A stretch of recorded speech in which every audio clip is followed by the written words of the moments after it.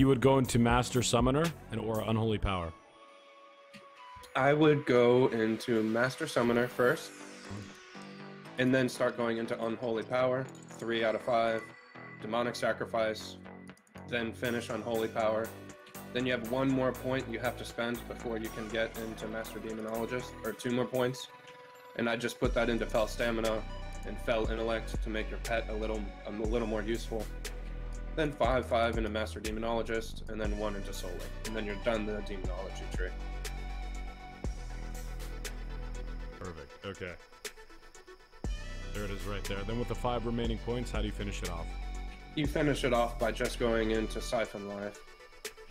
Just go into Nightfall, Grim Reach, and the Affliction tree. 1 more point into Affliction. And you don't actually get into Siphon Life with Soul Link spec. That would be a little bit too good. That's something you do in TBC. But you finish off with 20 points in the Affliction tree usually.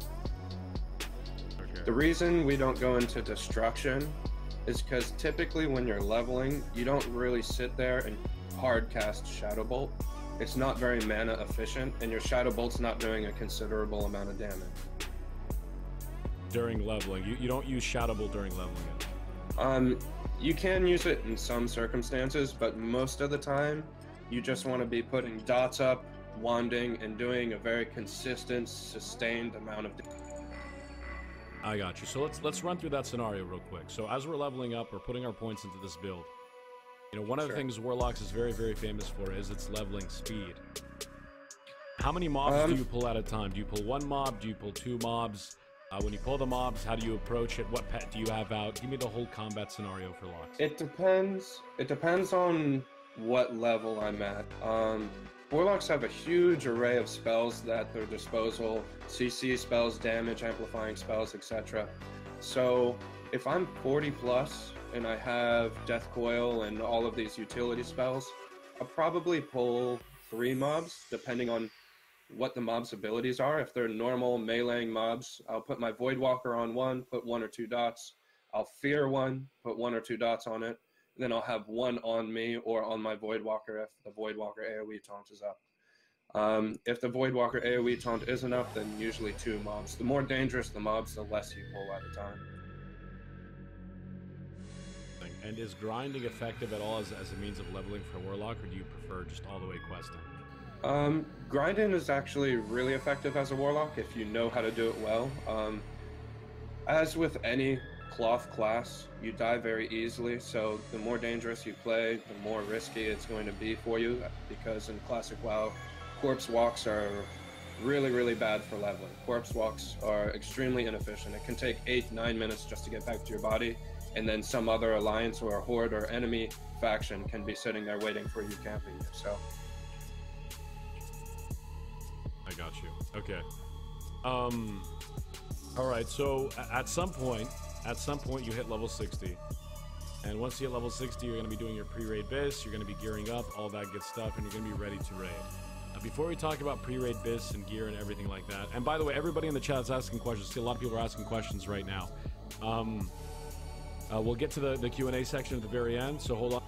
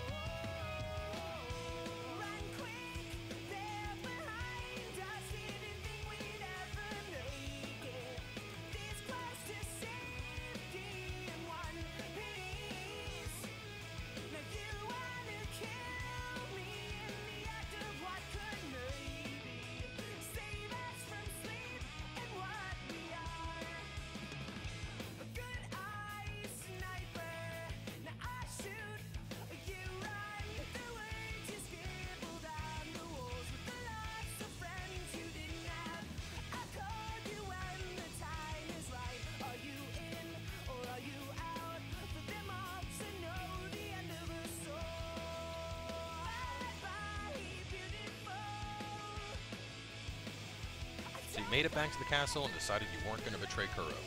This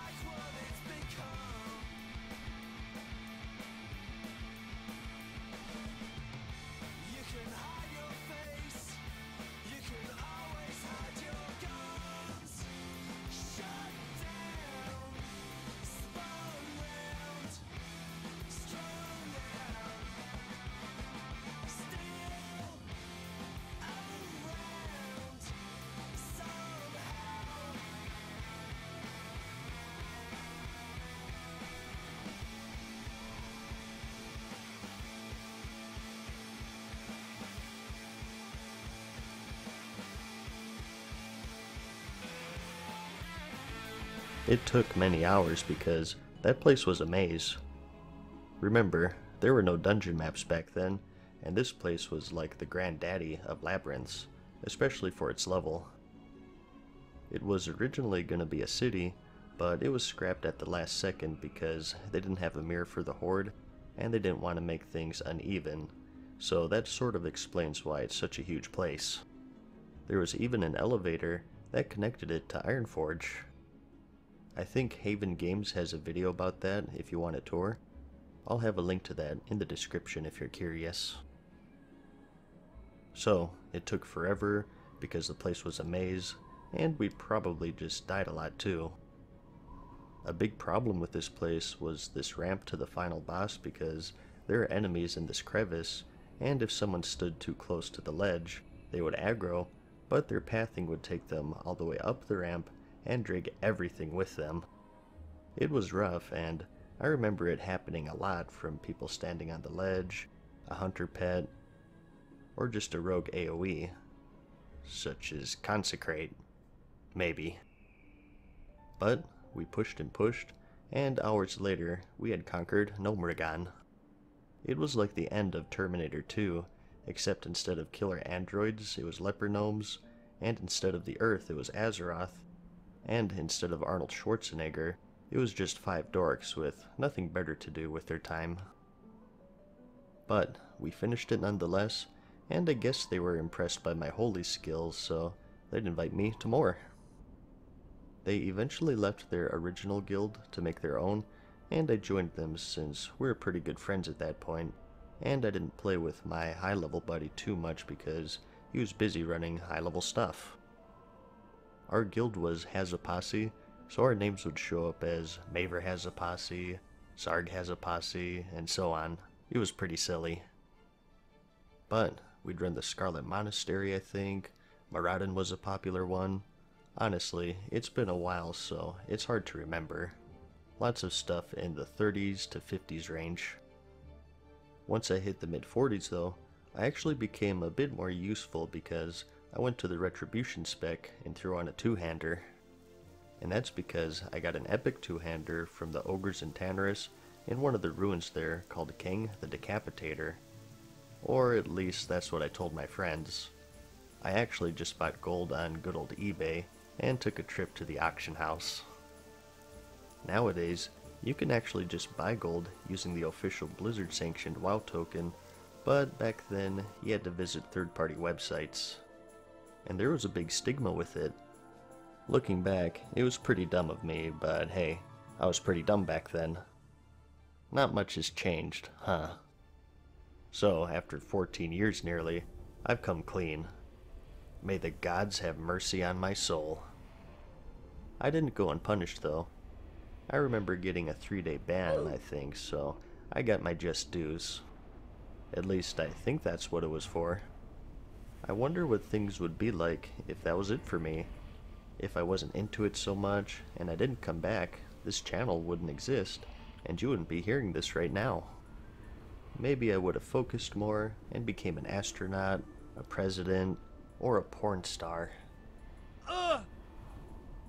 Okay, back on track here. I switched to Retribution, finally started doing some damage, and was more useful in general. I still healed though. That's something that I look back quite fondly in vanilla, was how often you'd see hybrid specs.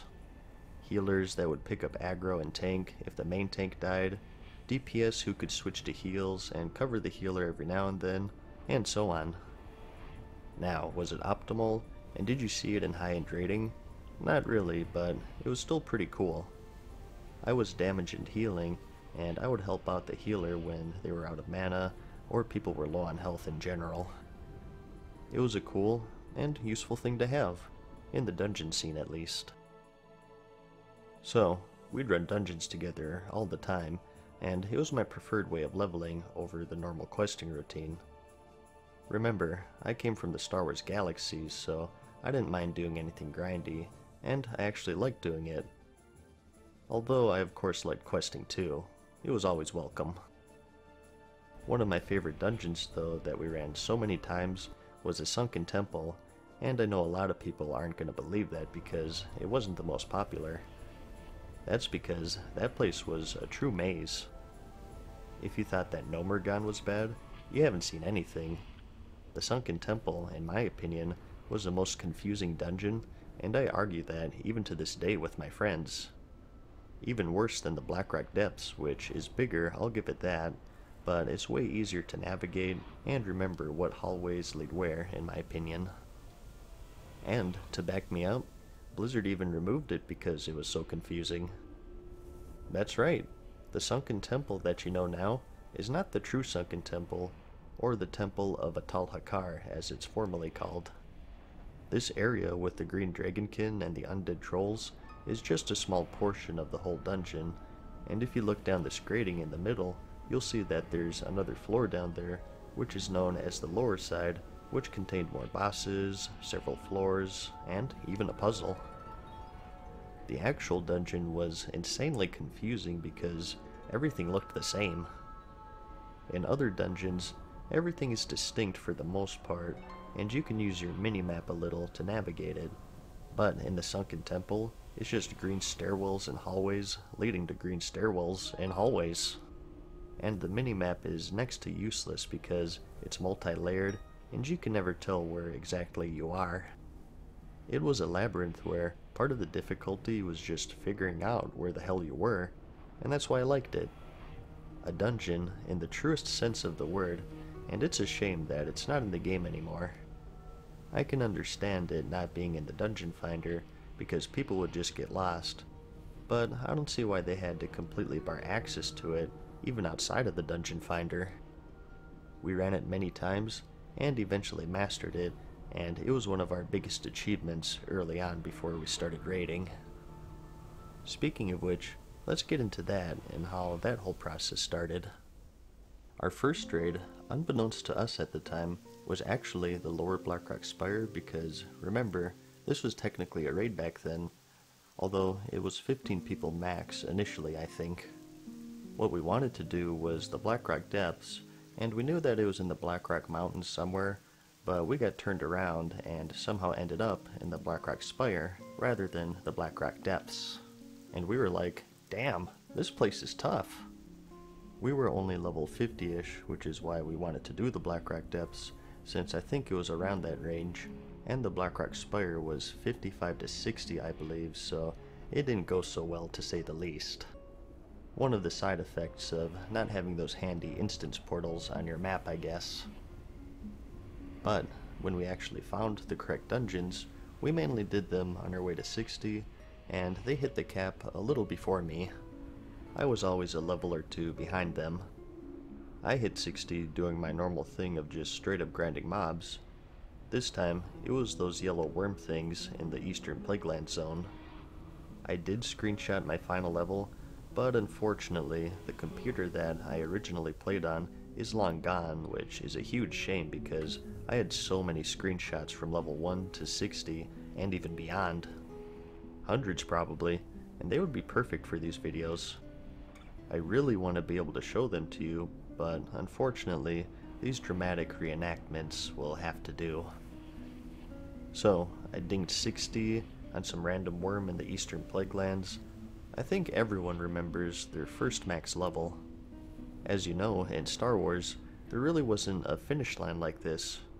There were no levels, and the closest thing you could compare it to is grinding out the specific combination of templates that you wanted to grind out, which, if you were hardcore enough, you could finish in under a week, and there was no real finality to it since you could unlearn anything you want and build a new template. Very different from the linear leveling style of World of Warcraft, and reaching this finish line and getting my last talent point was like, damn, now what do I do? I asked my friends that, and they said the max level dungeons because that's where you get your class sets. Well, that sounded good to me. The stuff that those people in the city were wearing, I can actually look like I have my stuff together instead of this random mishmash of leveling gear. Sign me up. Kinda funny to think that today, I prefer the clown suits like this as my transmog over the orderly sets in the game. So, that's what we did for a while. High level dungeons such as Scholomance and Stratholme, and I didn't even know that raids existed at this point, so this was my end game. I got quite a few pieces of my Lightforge set, but I never completed it. It's hard to remember, but I was definitely missing the shoulders because I wanted those the most, and I remember my buddy, Liquid, who was also a paladin, he got the whole set, and I was pretty jealous.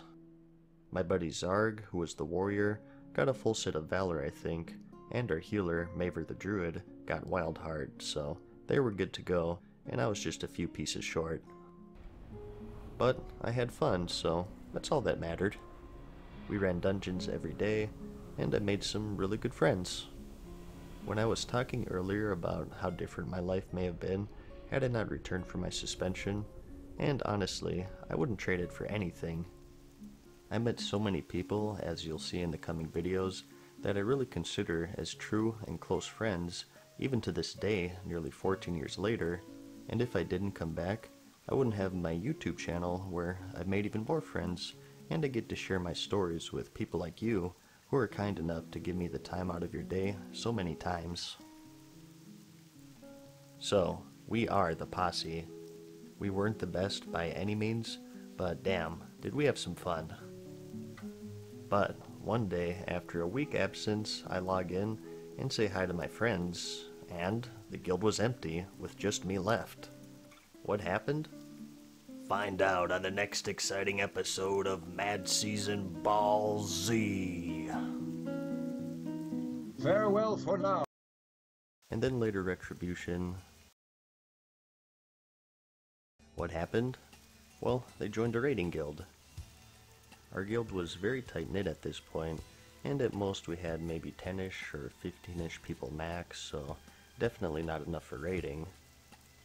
But when I logged in, I either got a whisper or a mail from one of my friends telling me the situation. They had their dungeon sets, did all of the dungeons, and they were ready for the next step, which was raiding. They all joined this big guild named Archaic, and when I say big, we're talking like 150 plus members, which just blew my mind back then. They were making a big push to raid, and I think they were taking in a bunch of smaller guilds, including ours, and apparently I missed some drama. As sort of an application process, Archaic took new members along on the Upper Blackrock Spire instance as sort of a trial run to make sure that we know what we're doing. Remember, this was back when UBRS was technically a raid at 15 members.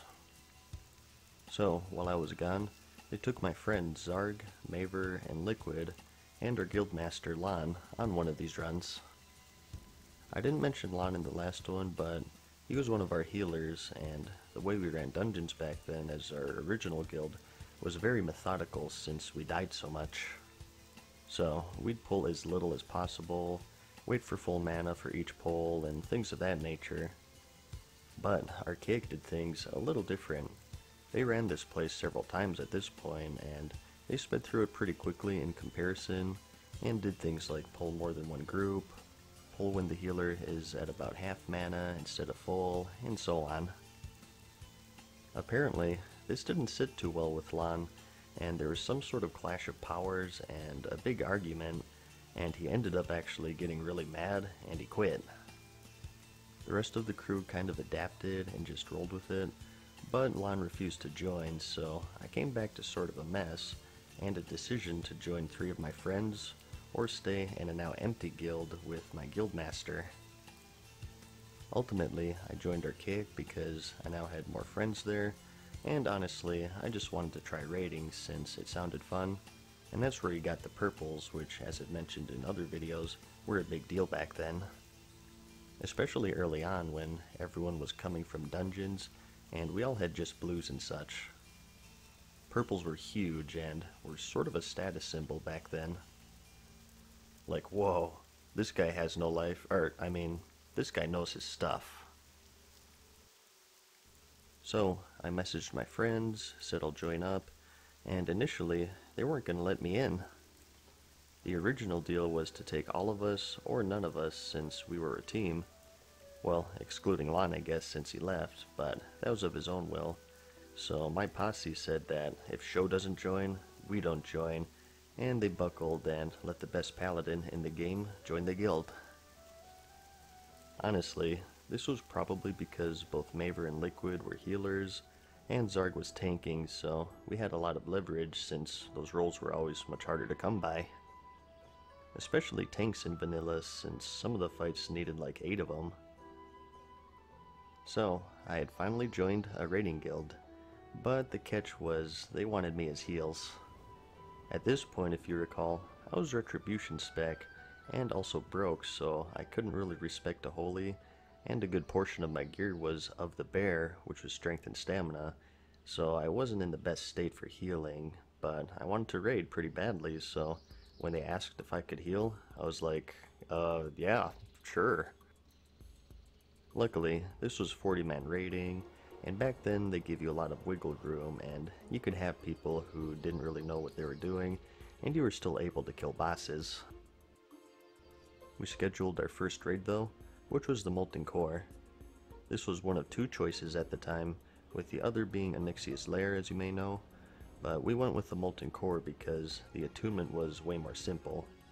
You just had to run through the Blackrock Depths instance real quick and grab a stone, whereas Onyxia was a huge quest chain with that escort for the Alliance, so our first goal was the Molten Core, and when we weren't raiding, we were tasked with completing the Onyxia attunement. So, we all gathered in the Blackrock Mountain, ready for our first raid. I stayed in the back, trying to be as nondescript as possible with my DPS gear and build as a healer. I'd throw out like 4 heals, then run out of mana, and buffing since I was a paladin. If there's one thing I remember from my first raid, it was buffing.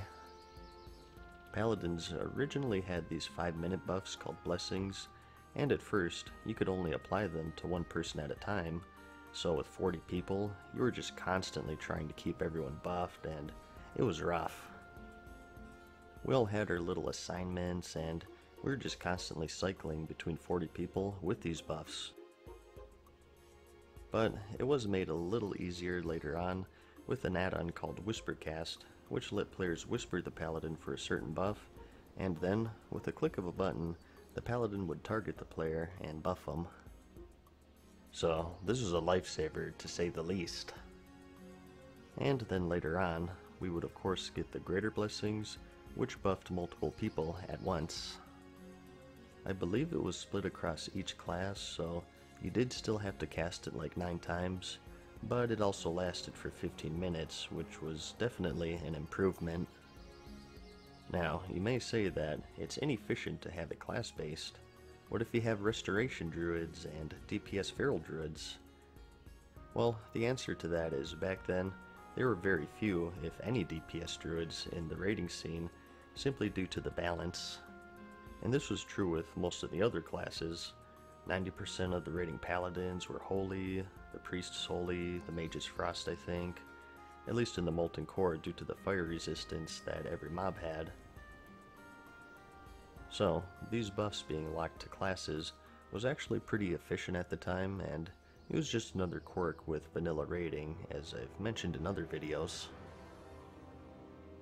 So even just starting the raid was a hassle, and it seemed like it would take an hour to buff everyone up so we could start pulling.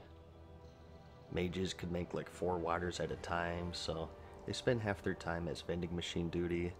Warlocks couldn't use their dots because there were a limited amount of debuff slots. Only one druid and priest could have heals over time on the tank because they didn't stack. It was vanilla raiding in its purest form. But this was it, my first raid. Despite how cumbersome it seems now, it was an amazing experience back then. We were in there for several hours it seemed, and we did actually get a boss kill. There really wasn't a first boss in the raid since you could go multiple directions, but in general, people went for Luciferon first. As did we, and after many attempts, we did manage to beat him, using the word "we" here lightly because I was pretty useless. We took a screenshot, and we divvied out the rewards. Our first set of purples. Now, anyone who's played vanilla before knows that there wasn't any shortage of drama over loot. This was our first raid, so we didn't have the DKP system set up, so I'm pretty sure we just rolled for the drops. I do remember the warrior gloves dropped because there was a big argument over them about who was allowed to roll on them. They were of course for tanking, but the DPS warriors were rolling as well, so our shared victory was short-lived and everyone got all angry, and the guy who won the gloves ended up being kicked anyways, I think. That's one thing I'll say is, our officers didn't take crap from anyone. If someone was causing drama about something, they'd boot him with the quickness and laugh about it later. They simply did not give a crap, which was actually a good thing because they didn't take it so seriously. I was only an Archaic in vanilla, so I can't say for sure, but I think we were one of the only competitive Alliance guilds who didn't take things too seriously like some others back then, which made it way more fun in my opinion. I'm surprised I didn't get booted because I was a stinker back then. I remember I did get in trouble during the Christmas holiday. I'm pretty sure it's nerfed now, but back then you could buy these snowballs from vendors, and these would actually knock down people in your party. Not your raid, but if you were in the same party in the raid, it would work. At this point, I was friends with one of the officers, so I had him move me wherever I wanted to, and during the trash pulls and raiding, I would sit in the back until a caster is about to finish their spell, and then knock them down with a snowball. Okay, here's a good one for you. I'm telling you, I was a stinker back then, but there's also this jump to the molten core that was a shortcut. Instead of going all the way around and through that middle platform, you can instead just jump down to a little ledge down here, and then you heal up, and then jump down once more to this ramp right next to the lava. So there's a tip for you, for those of you out there who are going to play Classic. But one time, I got one of the officers good. He was getting ready to make this jump, and I caught him. Pow! I caught him with a snowball, and he missed the ledge and fell to his death. He was screaming on TeamSpeak, "Who did that? Who did that? You're paying my repair bill." And I quickly sauntered on out of there and got out of Dodge before I could be found out. Like I said, I was a stinker back then. Well, I still am today, but not as much as back then. We were still serious when we needed to be, but it wasn't like a prison camp where you must absolutely follow certain guidelines, or you weren't allowed to talk in TeamSpeak or whatever. It really was a fun environment to be in. Definitely not for the faint of heart, that's for sure. There's some crazy shit going on in that TeamSpeak, which, if I were to go into detail, I'd probably get banned from YouTube, so I'll just get back on track here. So, our first raid boss was Lucifron. I don't remember the drops really, aside from the mic gloves, since there's some drama with them. A lucky few got purples, and we called it a raid. One boss down, 9 more to go. From here, we started to get a bit more structured and started using the dreaded DKP system where you got points for participating in boss kills, and you spent them on loot. We also set up rules for who can bid on what, to avoid as much drama as possible, and we were officially a raiding guild. We got a website, set up times for raids, the whole 9 yards pretty much. I think we'd raid 5 nights a week for 4-ish hours, which was pretty hardcore. That was a big commitment, but a lot of us were still in school and college and whatnot, so we had the time to spare. I want to say that my first raid purple were the Lawbringer bracers. I know it was our tier 1 set, Lawbringer, and I want to say bracers because I remember running around naked in Ironforge with just my bracers on to show everyone how cool I was. I was pretty proud of myself. So, the early stages of raiding. We're progressing through the Molten Core, and I made a lot more friends. We also had our fair share of drama. Some of it was hilarious, and some of it just made you roll your eyes and facepalm. My guild was very entertaining for the most part, and we had a lot of fun with it, I thought. In the next one, I'll go over more raiding, more shenanigans, and maybe even wrap up the vanilla portion of the series.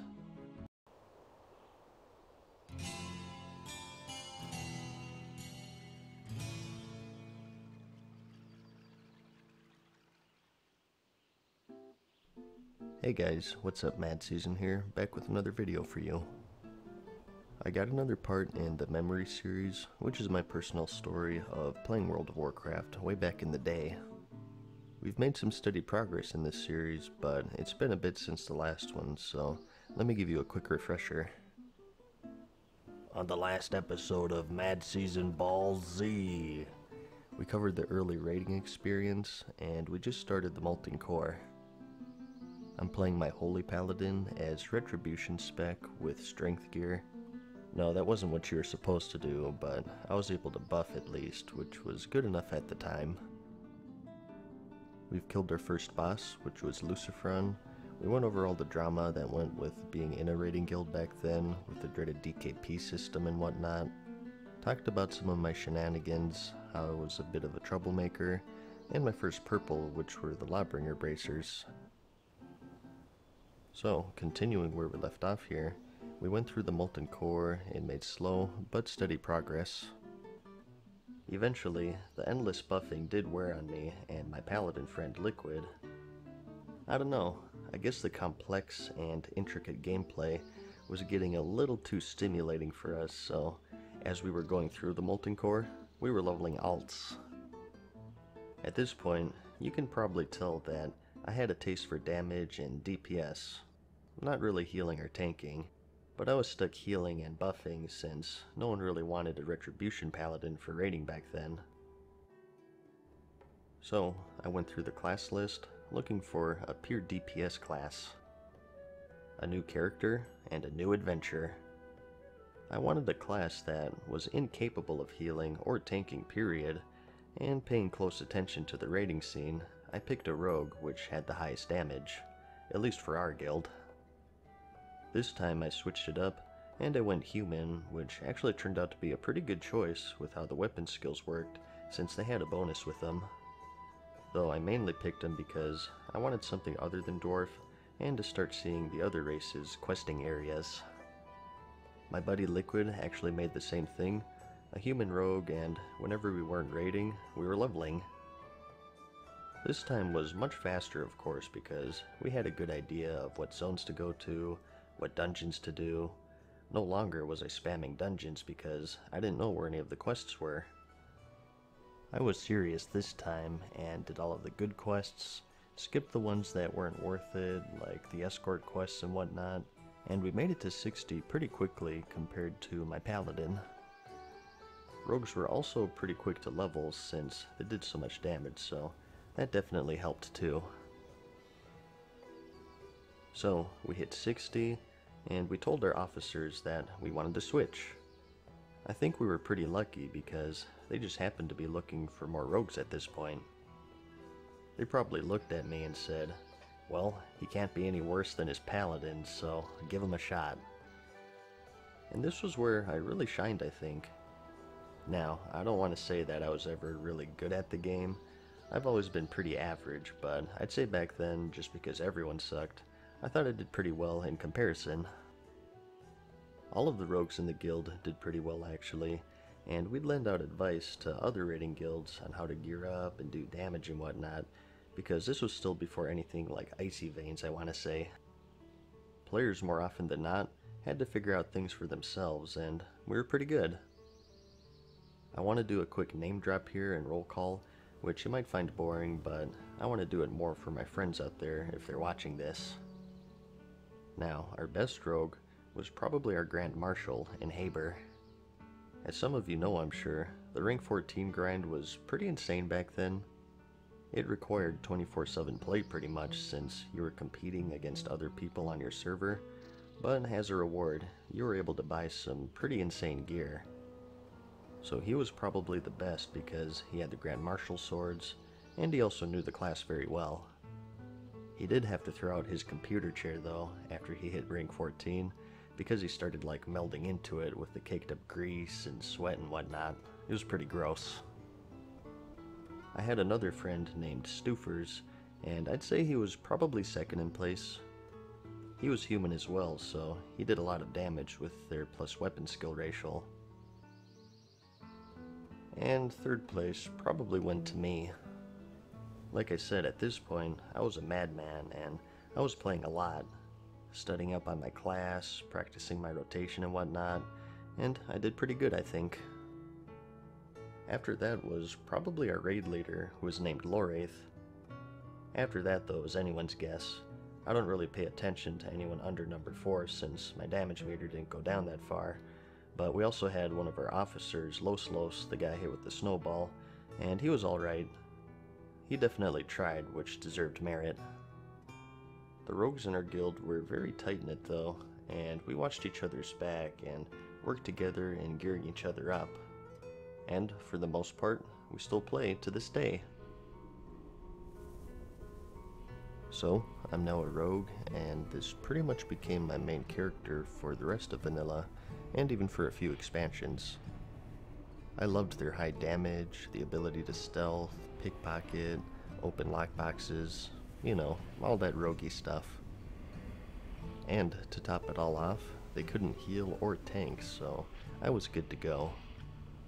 I was combat spec specifically for PvE, since that did the most damage back then, I think. It held its own in PvP too, but every once in a while, if I'd take a break from raiding, I'd switch on over to assassination spec and spend some time in battlegrounds. This was also back when rogues could kill some classes, such as mages or warlocks, in like 5 seconds with some lucky crits. Just take a look at some of the old school rogue PvP videos, and you'll know exactly what I'm talking about. I didn't get as far as my friend.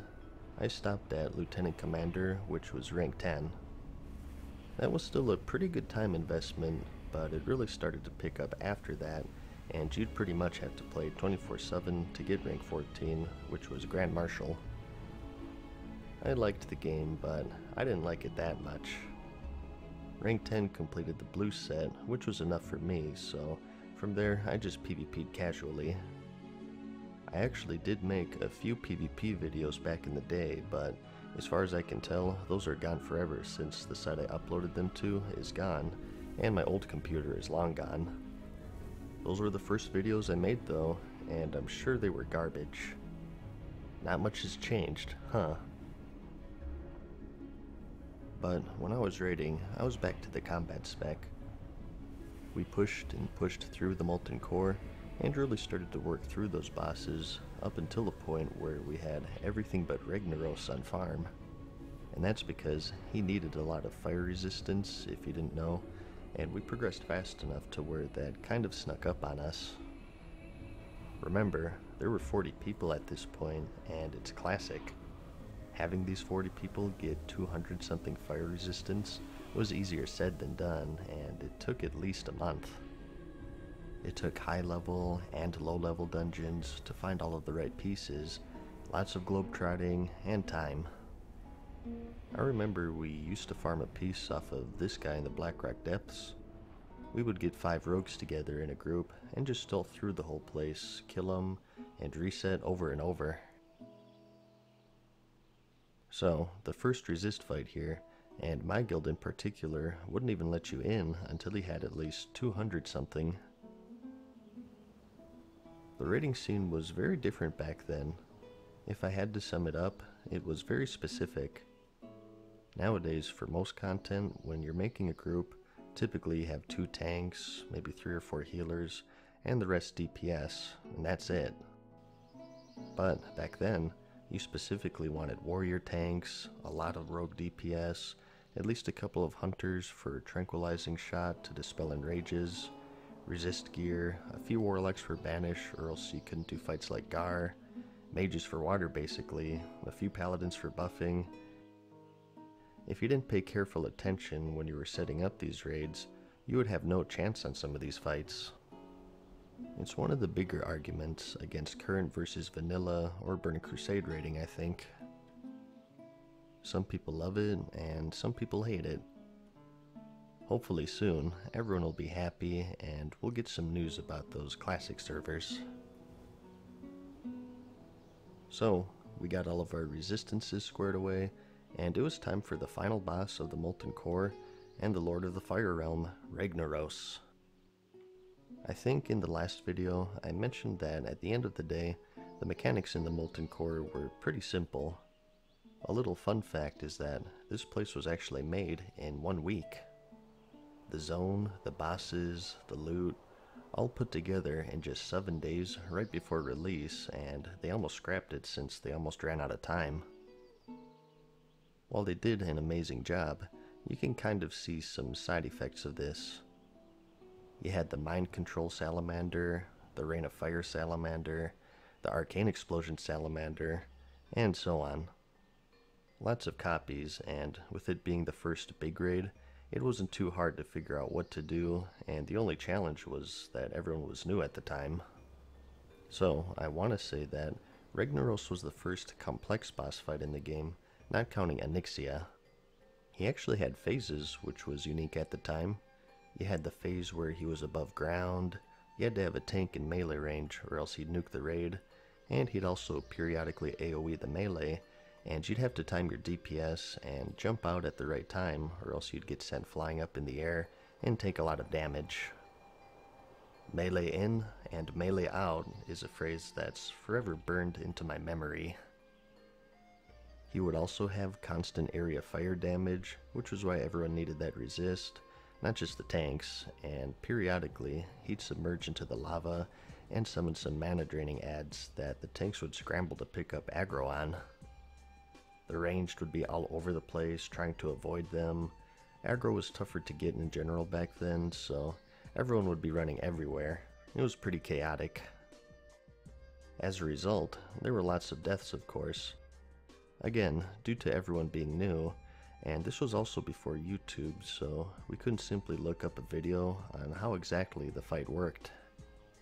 It took us a month probably of real attempts to take him out, and I remember our first kill, we had a hunter named Calandros as the only one alive out of the 40 people, and he miraculously killed him with one final shot.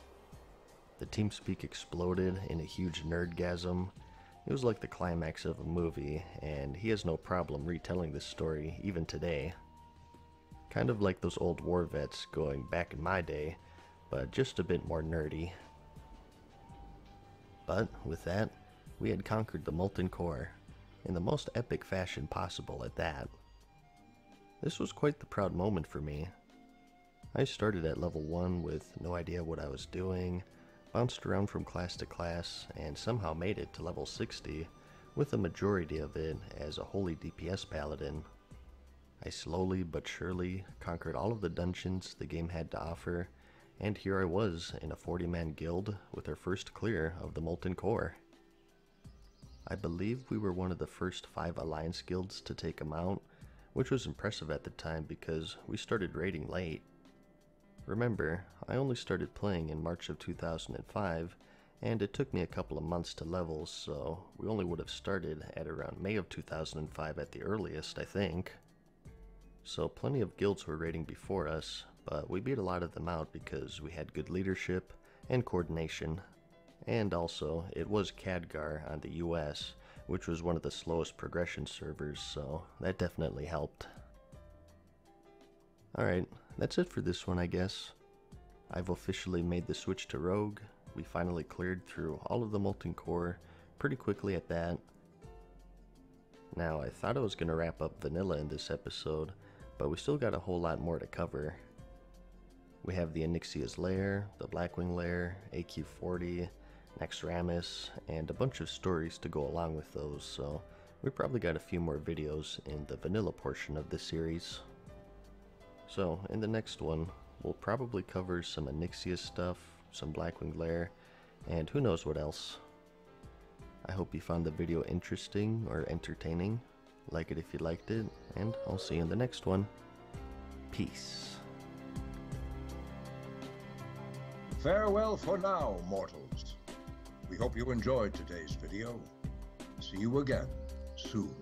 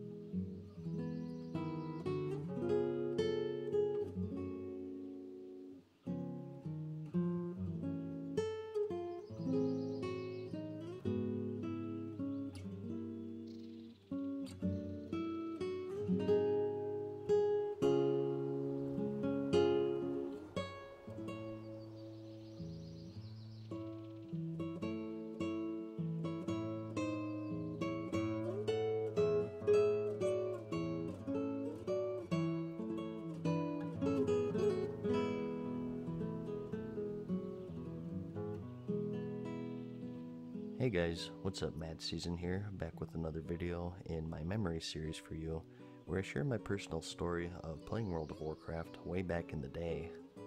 It's been a couple of months since the last one. This is part 6, and in the last one, I talked about my times in the Molten Core, and we talked about PvP a bit as well. I also officially made the switch from Paladin to Rogue because I got tired of buffing, and we also just killed Ragnaros for the first time by the skin of our teeth. It took a while, but we got there.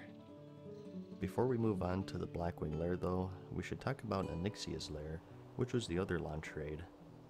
Onyxia was just a single boss raid, as you know, still definitely tough at the time, but a good opportunity to pick up some quick loot if we could get her on farm, which would definitely help with the Molten Core. We killed her way before Ragnaros, as you would imagine, but it still took us quite a while because of the lengthy attunement chain. All the while we were clearing through the Molten Core, we were tasked with completing this attunement. The chain itself was pretty ridiculous. I actually have a whole video about it. It was different for each side, but for the Alliance it involved a lot of globetrotting, and to sum it up, you basically just... Actually, you know what? I'm not glossing through this chain. I had to go through it, so you do too. You had to pick up a quest in the Burning Steppes, kill some Dragonkin, deliver a letter to Lakeshire, deliver a letter to Stormwind, take another letter to Lakeshire, return to the Burning Steppes, travel across the zone to another NPC to try to find the location of a dude named Marshal Windsor, go to the Blackrock Depths, kill the boss that drops a cell key, find the right cell, talk to Windsor, return to the Burning Steppes, return to the Blackrock Depths, kill trash until you find a note, take the note to Windsor, and from here you had to kill some bosses within the dungeon. But to reach them you needed, you guessed it, a key. Where did you get this key? Well, you had to die and find a ghost outside of the dungeon, accept his quest, return to the Blackrock Depths, go through the arena event, make your way to the Hall of Crafting, loot a hammer, put the hammer in a statue also within the dungeon, get the key, kill those 2 bosses, return to Windsor, break them out of jail, return to Stormwind, wreck Prestor's crap, cross the Great Sea to Winterspring and Kalimdor, find an NPC there named Hala on top of a mountain, and from here you need to go to the upper Blackrock Spire to kill the final boss there, General Dracasath, and loot his blood. This place required a key though, and this also had its own quest chain entirely. You had to pick up the unadorned Seal of Ascension from the trash in the lower Blackrock Spire, find a hidden NPC within the dungeon on a ledge at the end of a hidden pathway, obviously, collect 3 gems, which dropped from 3 different bosses in the raid. Only one person could loot each gem, and they didn't always drop. Travel across the world once more to the Dustwallow Marsh Zone, find an elite drake named Emberstrife, mind control him and use his breath to forge a ring called the Seal of Ascension, zone into the upper Blackrock Spire and kill Dracasath, loot his blood, return to Hala in Winterspring, and she gives you the Drakefire Amulet, and finally you can zone into Onyxia's Lair. Well, getting 40 people to do this was no easy feat, and my guild would have us work on this whenever we weren't raiding the Molten Core. And it may not sound like it, but I actually quite enjoyed the chain as a whole. It was the first really epic one I did, I want to say, and it's one of the things that I wish they'd bring back in the current game. I eventually worked through this chain though, and would end up doing jailbreak several times for other guild members to help them out and try to get everyone ready for Onyxia. So, quite the chain, but we did it. The most challenging part was getting our entire guild to do it, like I said, because Wowhead and YouTube weren't things yet. The best we had was what we had in-game, word of mouth, and Thoughtbot. When they release classic servers, someone should recreate the old Thoughtbot website just for the full package. I think we killed Onyxia pretty quickly. She wasn't too tough as far as I recall, unless you pull whelps, that is. The fight itself was pretty impressive at the time compared to the Molten Core. Having 3 different phases back then was a rarity, so it was pretty cool when she took to the skies and started incinerating everyone from above. Even to this day, no one fully knows exactly how her deep breath is triggered. A little fun fact though is that she targets invisible rabbits spread throughout the raid to determine where it goes. a cool developer trick that they shared a while ago. But those were the two big raids conquered. Like I mentioned in the last part, I did do a bit of PvP outside of raiding. At first, before Battlegrounds were added, I just stuck with the famous Terran Mill versus South Shore battles. Back then, the only way you could PvP was to find people out in the world, and the biggest hotspot for this was in the Hillsbrad foothills in Terran Mill and South Shore. This was one of the first areas where the Alliance and Horde met up, and they had two hubs right across from each other, so I guess it just naturally became the go-to spot for PvP action. It was also before the honor system was in-game, and there really wasn't any actual benefit to PvPing other than just the fun of it.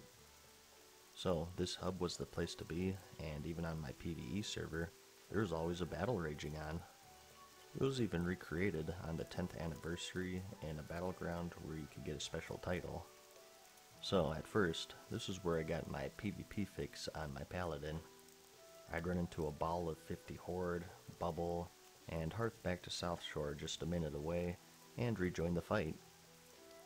I also remember when Battlegrounds were first added. It was patch 1.5, and at first, to queue up, you had to go to the actual instance portal.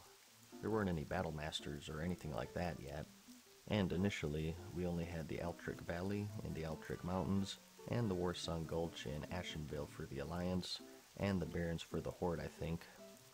So it was awesome to finally get some structured PvP where there's an actual scenario that you could win. The first one I queued up for was the Altric Valley, and something that sucked with my server was that the Alliance vastly outnumbered the Horde, so the queue times were ridiculous. I remember waiting at this portal with many others for hours, sort of like a crowded amusement park, except without the vomit, and when it was finally my turn, I zoned in, looked around, and zoned right through the portal next to me, not knowing that it was the exit. I was pretty pissed. I could still get into the same game though, because back then, the Altric Valley was ridiculous. There were a bunch more NPCs in general, including raid bosses that both sides could spawn, and it was very hard to push through or get pushed through. Fights just stalled at certain graveyards, and you'd have games that you'd be in for several hours, you go to bed for the night, and the next day you get into the same game from the previous night. It was nuts. The Warsong Gulch could also go on forever, as there was no time limit. That was only added in the Wrath of the Lich King, and there was an exploit for both sides where the flag carrier could glitch through the wall above the flag cap, so you'd have games that would go on for hours or even days in there. As for the Arathi Basin, this wasn't added until a few months later in patch 1.7. This was the only one that was guaranteed to be winnable within a half hour or so. The only tough part was, again, for my server, we had way too many Alliance and too few Horde, so it could take hours to get into a match. This was before Crossrealm anything, so while the community was still intact, this was one of the downsides.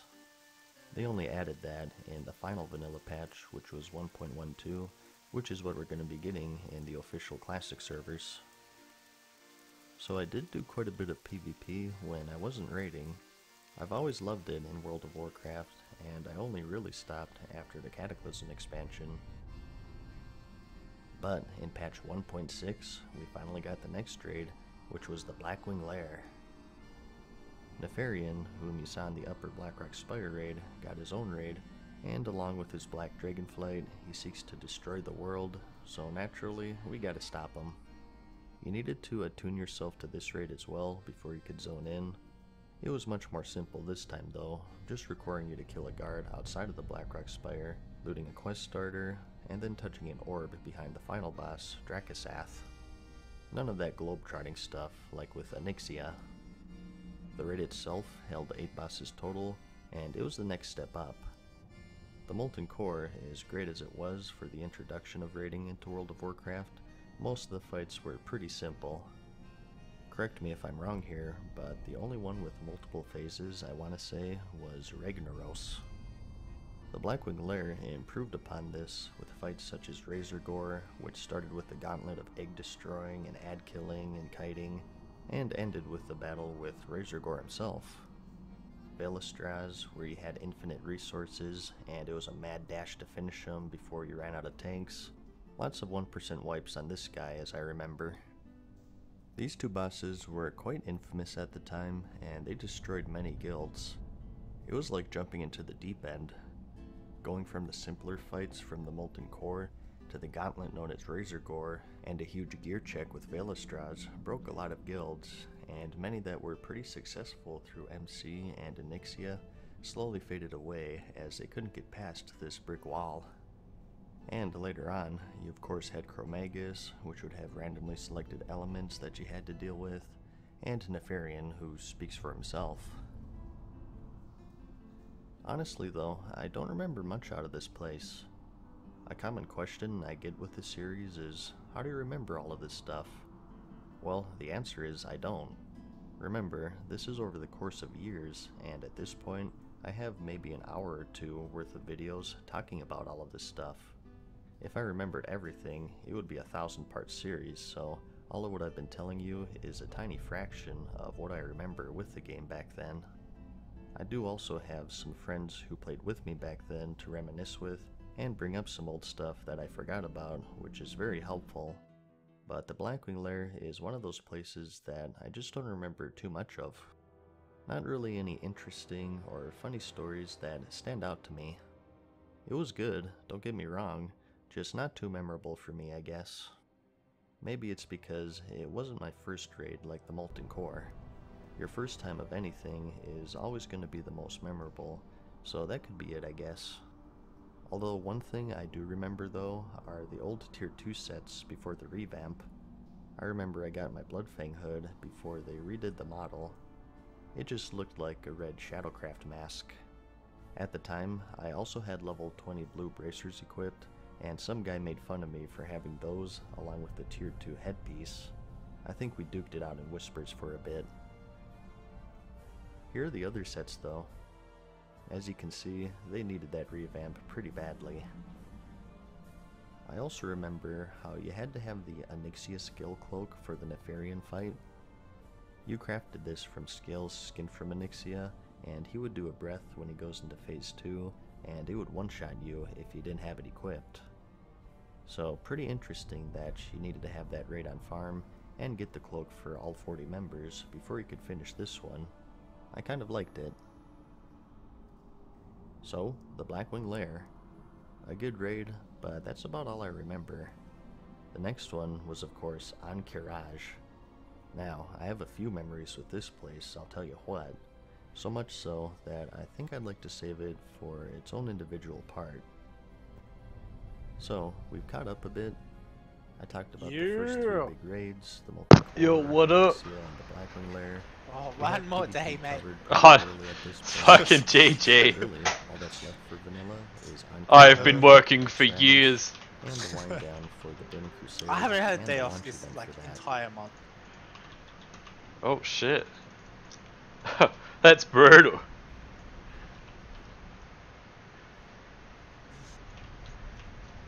So, I fucking got $800. That's how much I earned. Oh yeah. And paid fucking. I got 560 of that. Oh wait, no, sorry. I earned $920 odd. 925, and got 680. Did you get taxed to the butthole, mate? Yeah, because I got 2 jobs, so I decided to do. I'm sure Pate's spoken to you about it, but I decided to do like the not the tax-free threshold for one job, so like not claim that. Oh, okay. So Oh, I don't know anything about this shit.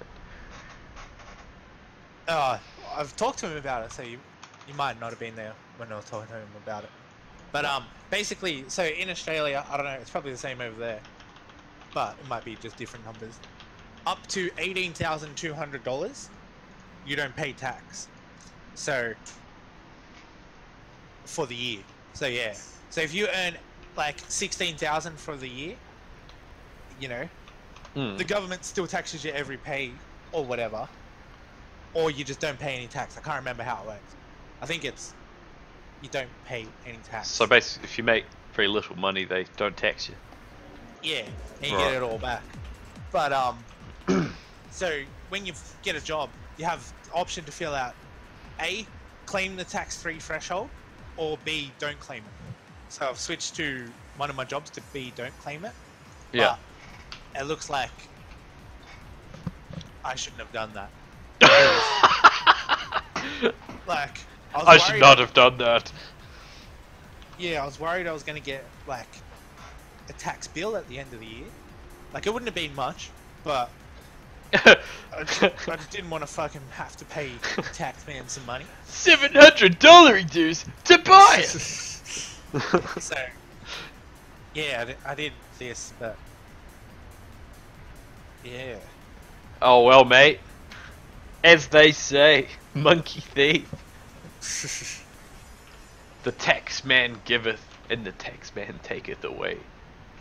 So basically, from them, I got paid $800, and they took $234. I wonder what they're gonna do with it, mate. I'll get it back. You better, mate. Otherwise, we're gonna have to write them a letter or some shit. Listen here, you fucking cunts. I've had it with this shit.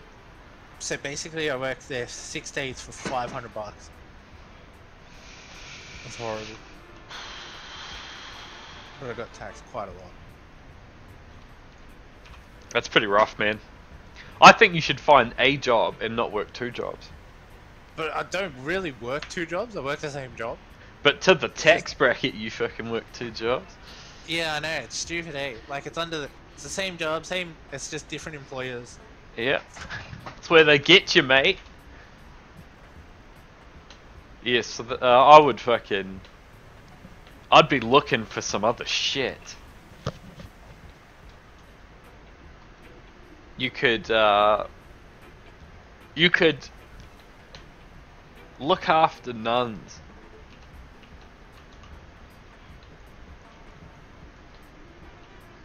What? I don't know. You could start a political party, mate. I think that's how Hitler came to power, mate. If he could do it, you could do it.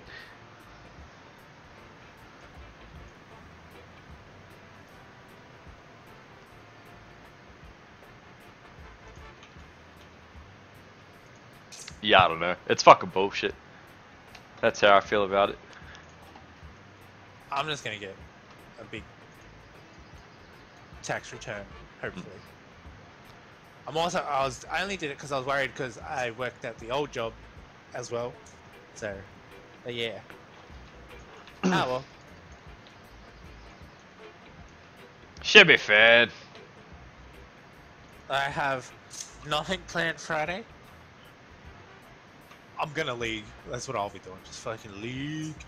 Yeah, gee. And then Sounds good. Saturday I'll just league. Then I'm going to meet that chick. Gonna get fucked up with her. And Yep. fuck her. And then fucking UFC on Sunday. That's a Dude. pretty good weekend. Yeah. Yeah. I know. I've got the tournament Thursday night as well. Fuck, you got a few good days lined up. Yeah. The most exciting one is going to be Friday morning. I'm tempted to like put my alarm on just so I can fucking turn it off. You know, be like, yeah, fuck you, I don't have to go to work today. Just for the fucking satisfaction. Oh fuck, why did I set this alarm? Oh shit, I'm going back to sleep. That's what'll happen. Yeah, pretty much. I'll be like, what? What the fuck is wrong with me? I was asleep.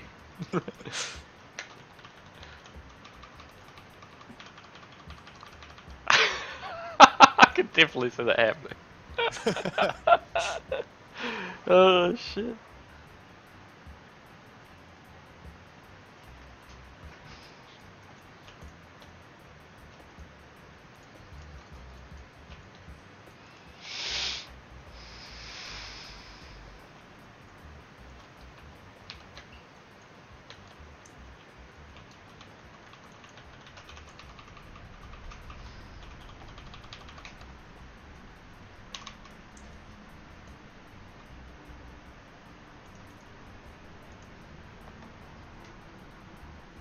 I played 2 games of League in ranked, and I got shoved into mid, and I haven't played mid in ages, and I don't really care about mid, so I haven't been learning it anymore. So I just got I got slapped by the jungler and the other kid.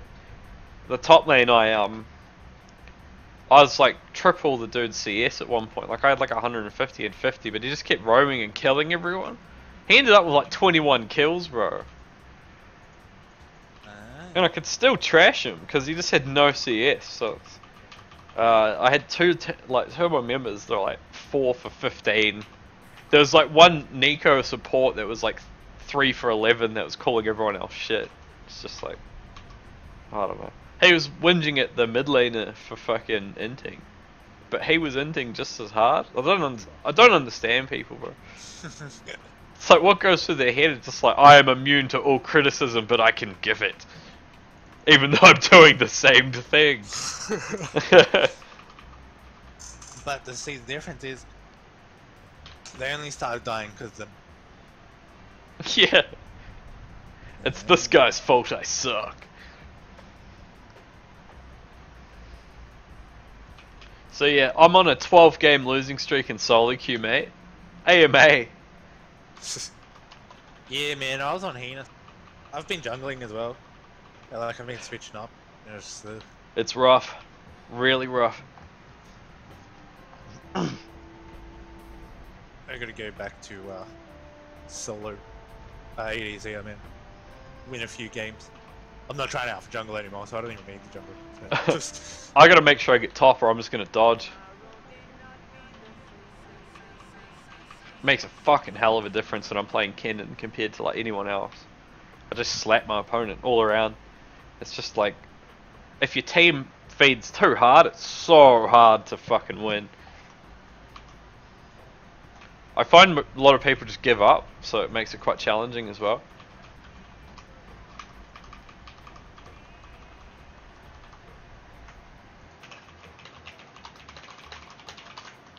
Well, this fucking hunter's gonna kill me again.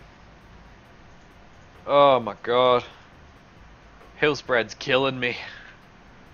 Fuck. Oh, my balls. I gotta shit your shop. A Nothing what? good. Oh, your... Oh, yeah. Yeah, you know how you get those like personal. Yeah. Hey, here's discounts specifically targeted to you. These suck. Let's have a look.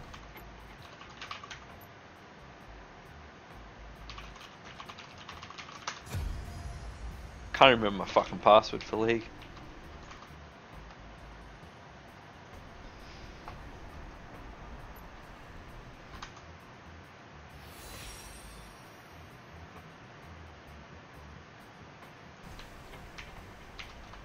Oh, this Project Lucian. That's not too bad.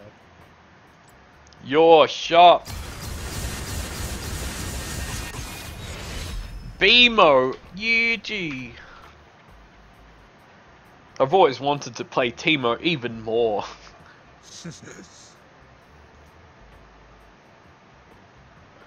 That's pretty glorious. 540 RP for BMO. If only I could spend some of this like large amount of blue essence on something.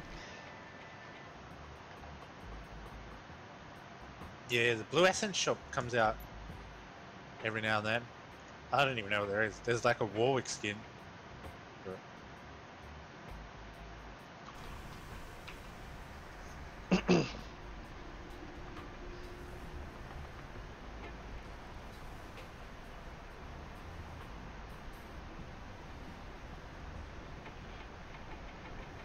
Wanna play a game, man?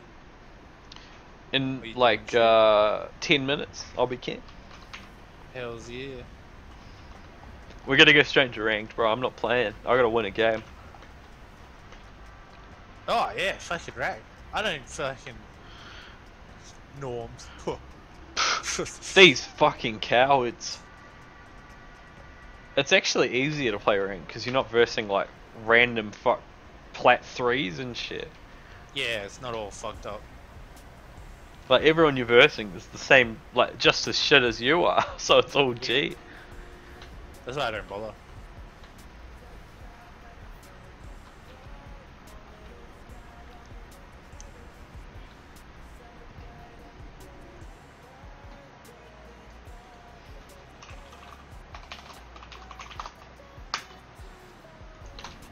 Do you want to see the most autistic child on the internet?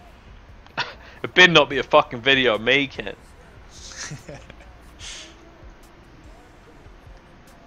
Yeah, alright. Am I gonna look at this kid and be like, my god, he's autistic? Hell yeah.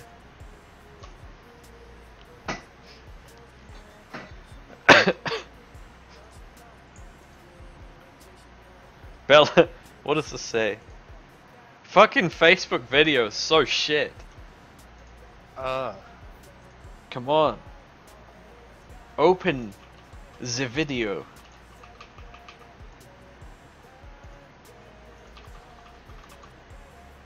Does that work better? Nah, here we go. Belly flop. Oh god, now it's gone again. Oh alright. Flop onto toy cars. Click the post. Click the post. You gotta get the post, man. So I'm watching, I'm watching. I hope you like it. Whoop whoop. Whoop whoop. Shit. Whoop whoop. Oh my butt. Mate, what the fuck was that?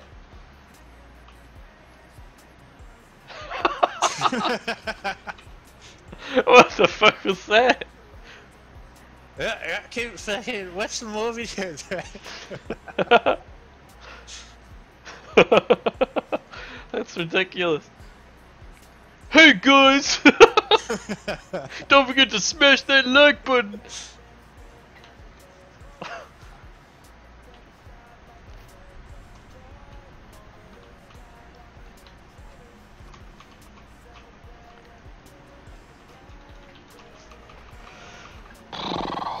Jesus. I've eaten 2 ice creams today, mate. They were glorious too. They're like those trumpets. Shit's the best. No, like what? Those trumpet ice creams. I don't think we have trumpet thing. No shit. Trumpet.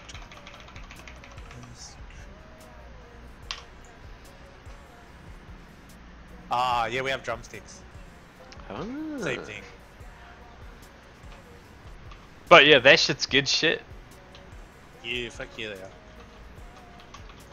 Got a box of like 4 of them, gee. It's been fucking... Which one?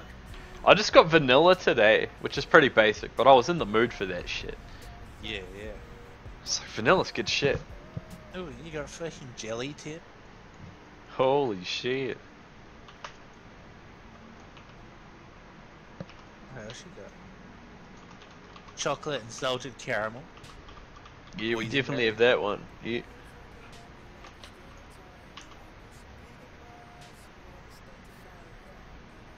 Good old chocolate.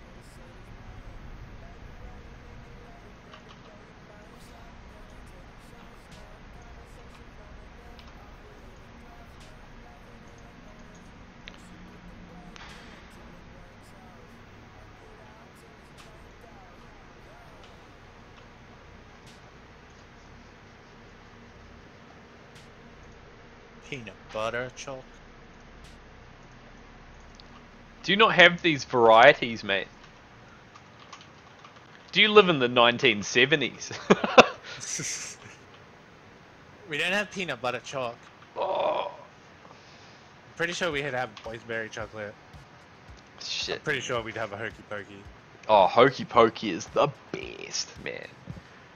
I used to kind of like it when I was younger, but as I've aged on this godforsaken planet, I've realised I like it a lot more than I thought I did.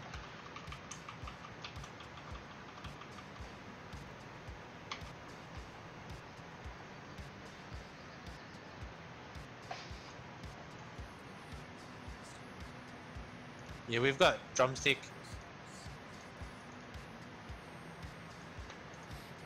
Cornetto.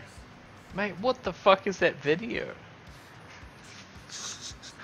What the fuck is that shit? Oh my god, that just sends fucking there. I sent that when I was like, when you said, come on, singer. I sent that and I'm like, on my way, nigga. Like, you know, after that. For some reason, it only just came through now. Yeah. Shit. But that's the plot. Tool. Oh. Very far away in my bed, listening to that. Yeah, I've been listening to a bit of Tool lately. It's pretty fucking good, man. Yeah, we got it in 2 months, man. Yeah, we do actually. Fuck, man. I hope they have like ridiculous 20-minute songs and shit. That would be cool. 20 minutes is too long. For me. Nice 8 minutes, 9 minutes, that's alright. That's As still long as pretty they're long. like one 20-minute song, and they're not all like 20-minute songs. So go for like Injustice for All level.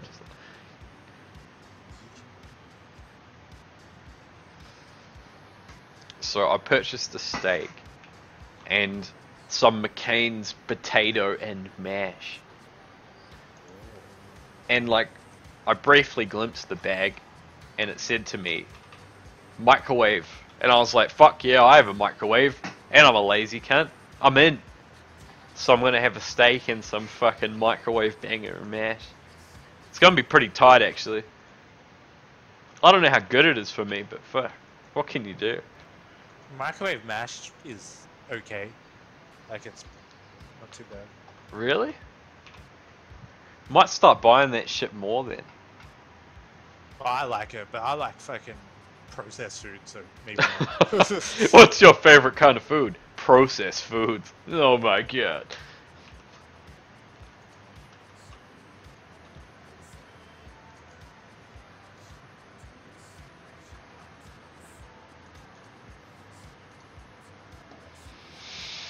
Hodge might be moving in. Yeah, he told me that shit. Are you hyped for that shit? Fuck yeah. Oh man, I don't hate these people, but like, I hate not being friends with my housemates. Yeah, You know what I yeah. mean? It's pretty chill, man. Like, I'll walk out and just say dumb shit to Tim and then go back. Like, it's super chill. Yeah. When you got rando cunts, it's a bit more like, oh, I don't know about these cunts, or they get offended by what I say, or some shit. Well, they also speak Portuguese. Portuguese. Portuguese!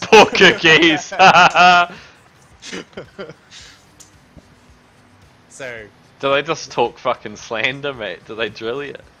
oh, they just fucking talk in their own language. That's just like, oh. You just Yeah. immediately presume they're slandering your name. Listen here, you fucking bastards. If you say that again, you better watch your back. Just like asking how his day was or some shit. Hodge would be good. The only possible issue there could be is that we get in trouble for like weed, but that guy, I don't even know what the owner looks like. Some dude could fucking rock up to the house and be like, "Oh, I'm the owner." I'm like, "Oh, okay, come in." Sit." And then he just fucking robs us or some shit. What? It gets like the fourth time and it's like 4 different owners. Why do I keep getting robbed by my owners? Next who comes in, go right ahead, sir, please.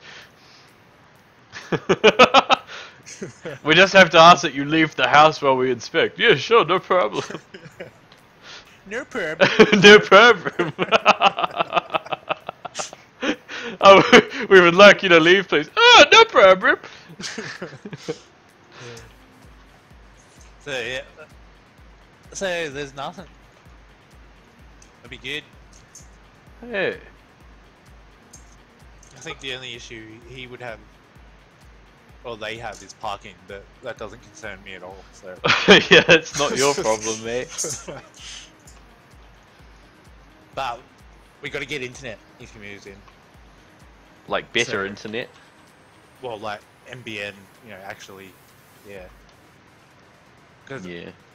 I've only got the Wi-Fi for us, so